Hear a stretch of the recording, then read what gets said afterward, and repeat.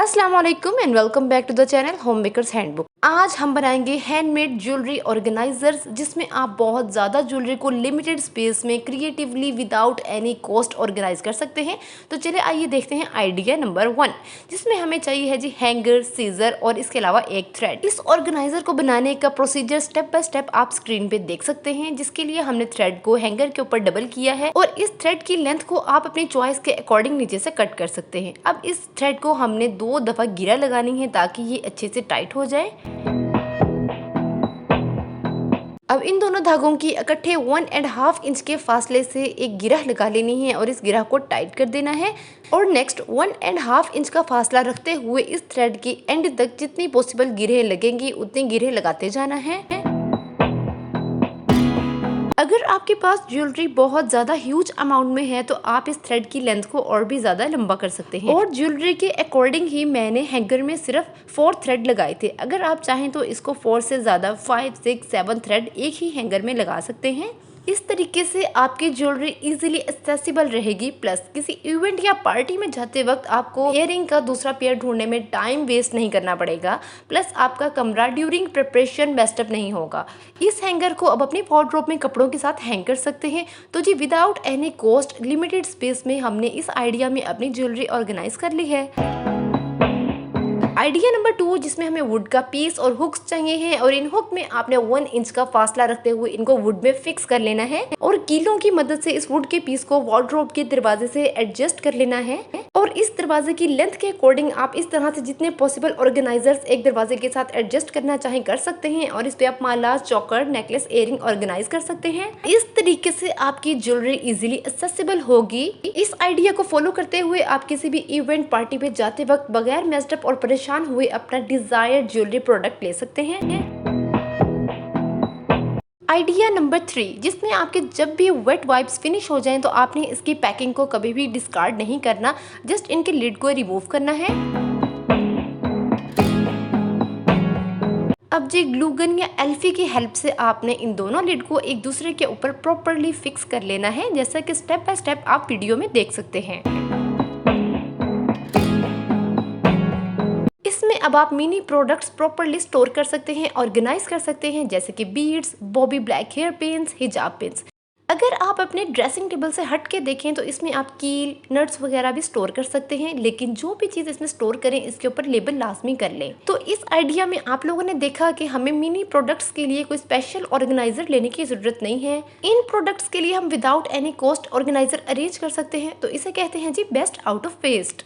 Idea number 4, जिसमें अगर आप अपनी ज्वेलरी को ब्यूटीफुली और क्रिएटिवली अपने ड्रेसिंग टेबल के फ्रंट पे डिस्प्ले करना चाहते हैं। प्रीवियस ऑर्गेनाइजर्स में आपने देखा होगा कि हमने झुमकों को तो ऑर्गेनाइज कर लिया, लेकिन वो इयररिंग्स जिनके पीछे स्टॉपर होते हैं उनको कैसे ऑर्गेनाइज करना है। तो here is an amazing idea, जिसके लिए हमें चाहिए है जी आइसक्रीम स्टिक्स और ग्लू गन। इन आइसक्रीम स्टिक्स को स्टेप बाय स्टेप फिक्स करने का डिटेल प्रोसीजर आप इस वीडियो में देख सकते हैं।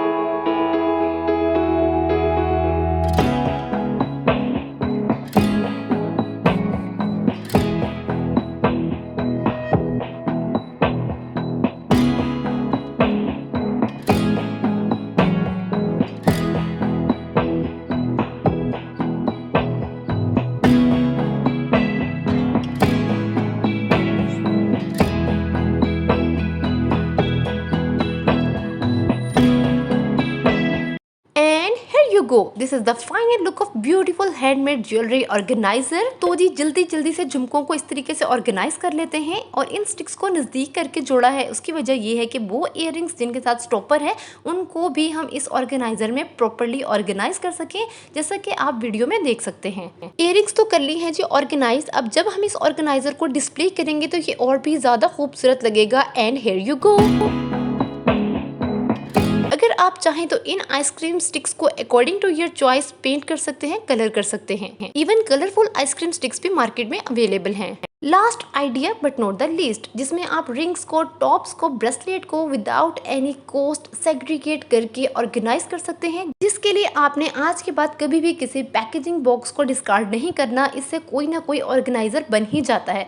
तो ये है जी मेरे पास एक पैकेजिंग बॉक्स, जिसका मैंने ऊपर से लिड कट कर लिया है। अब इस लिड को मैं इस बॉक्स के अंदर इस तरीके से अरेंज करूंगी कि इसमें कई पार्टीशंस हो जाएंगी। आप वीडियो में स्टेप बाय स्टेप देख सकते हैं। अगर आप बहुत ज़्यादा ज्वेलरी ऑर्गेनाइज करना चाहते हैं तो आप बड़े साइज़ का बॉक्स लें। उसमें आप बड़ी पार्टीशन भी कर सकते हैं, छोटी पार्टीशन भी कर सकते हैं। उसमें आप बैंगल्स, इयररिंग्स, रिंग्स, नेकलेस, चोकर, हर चीज़ ऑर्गेनाइज कर सकते हैं। अगर मैं आसान लफ्ज़ों में बताऊं तो मिठाई का बॉक्स, जूते का बॉक्स, स्नैक्स के बॉक्स को आप डिस्कार्ड करने की बजाय उसको प्रॉपरली ऑर्गेनाइज करें, उसमें पार्टीशन करें, उसे स्प्रे पेंट से पेंट कर लें या किसी भी खूबसूरत से रैपिंग शीट से रैप कर लें।